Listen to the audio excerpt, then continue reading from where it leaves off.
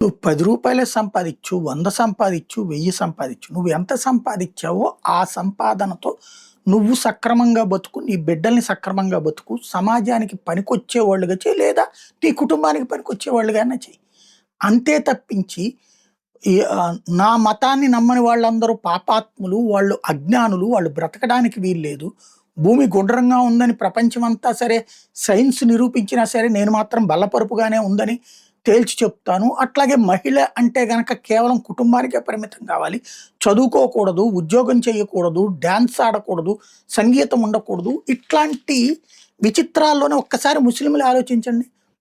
కొన్ని దేశాల్లోనేమో సందడి చేసుకుంటారు, కొన్ని దేశాల్లోనేమో ఉండకూడదు. ఇప్పుడు ఇరాన్‌లో మహిళలు అద్భుతం, అక్కడ 95% విద్య ఉందని కొంతమంది రాస్తున్నారు. మరి ఆఫ్ఘనిస్తాన్‌లో ఏమవుతుంది? పాకిస్తాన్‌లో బాగానే ఉన్నారు గదా!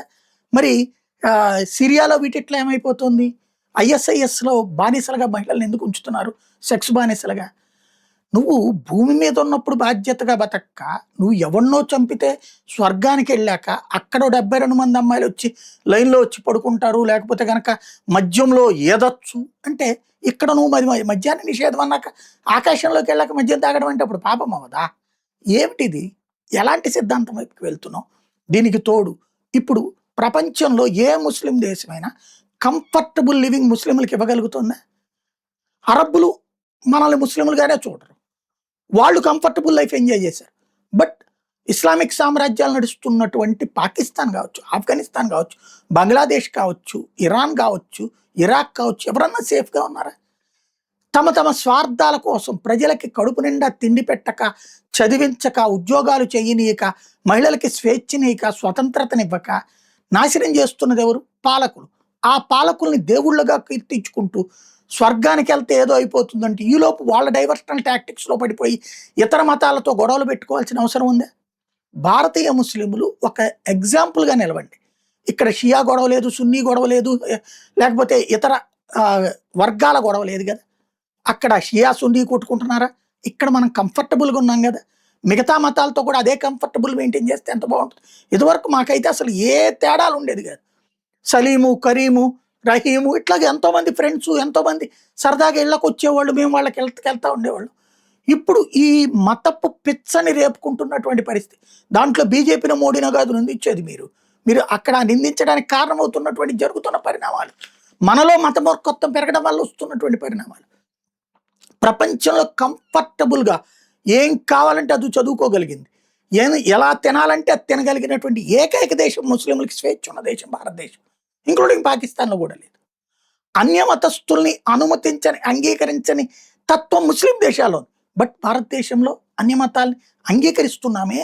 ఇప్పుడు విమర్శకే తట్టుకోలేకపోతుంటే ఇదివరకు మనం చేసిన పనులేంటి, చేసిన చర్యలేంటి? ఇప్పుడు జరుగుతున్న గొడవలు చూశాక షియా దేశమైనటువంటిది వెళ్ళి సున్నీ దేశాలను నాశనం చేస్తుంది. సున్నీ దేశాలు క్రైస్తవ దేశాలను తీసుకొచ్చుకుని షియా దేశాన్ని నాశనం చేయాలని చూస్తున్నాయి. ఏంటిది? అటు క్రైస్తవులు ఆలోచించుకోవాలి, ఇటు ముస్లింలు ఆలోచించుకోవాలి. ఇటు క్రైస్తవంలోనైనా అంతే.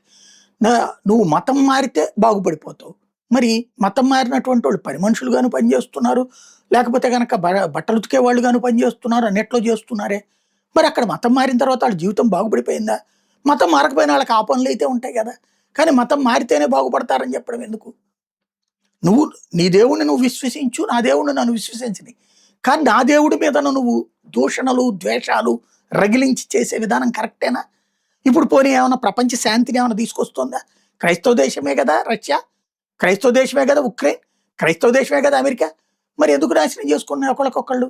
ఏం ప్రయోజనం చేకూర్చిపెట్టారు? ఎవరికైనా ఉపయోగపడినాయా? కాబట్టి ఇక్కడ స్వార్థాలు ప్రతి చోట ఉంటాయి. మతాలని అడ్డు పెట్టుకుని మనం వాళ్ళ స్వార్థాలకి లోను కాకుండా చూసుకుంటే భారతీయ ముస్లింలు, భారతీయ క్రైస్తవులు ప్రపంచంలో ఎక్కడా లేని స్వేచ్ఛను అనుభవిస్తున్నారు, ఆస్వాదిస్తున్నారు. మిగతా వాళ్ళతో శత్రుత్వం క్రియేట్ చేసే ప్రయత్నం మత పెద్దలు చేస్తున్న వేళ జాగరూకతతో ఉండటం బెటర్.